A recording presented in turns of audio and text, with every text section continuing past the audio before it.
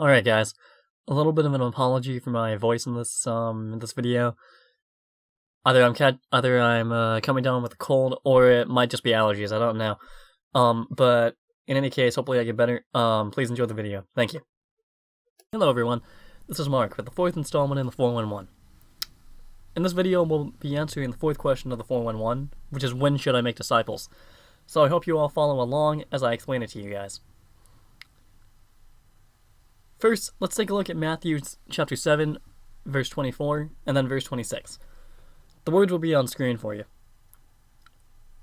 Anyone who listens to my teaching and follows it is wise, like a person who built a house on solid rock. Then goes to verse 26. But anyone who hears my teaching and doesn't obey it is foolish, like a person who built a house on sand. The message here is to obey Jesus regardless of the cost or circumstances. Following Jesus, according to Romans 12:1, is a call to die. There are two things that we need to get out of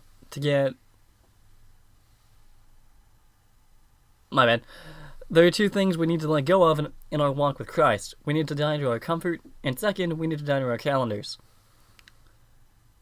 Now, before any of you guys get pitchforks up, please allow me to explain. Christians, especially in the US, are perfectly fine with staying in our comfort zones, and I have to admit that I'm one of those people. We don't like doing things that scare us or take us out of that comfort zone. Breaking out of these zones is exactly what Christ wants us to do, however. He says that he wants us to spread his message of love and hope through his sacrifice on the cross, and the only way that we can do that at all is by getting out of that comfort zone, through which we become more confident and we can actually share the message. Secondly, he calls us to die to our calendars. A lot of people either just have too much on their plates, or they try to come up with excuses as to why they aren't following Christ. But this isn't how Christ instructs us to live. This isn't in the training notes, but I think it's important to illustrating this point. Turn with me to Matthew chapter 6, verse 24, or look on the screen at the words as they appear. And it says, "No one can serve two masters, for you will hate one and love the other. You will be devoted to one and despise the other. You cannot serve both God and money."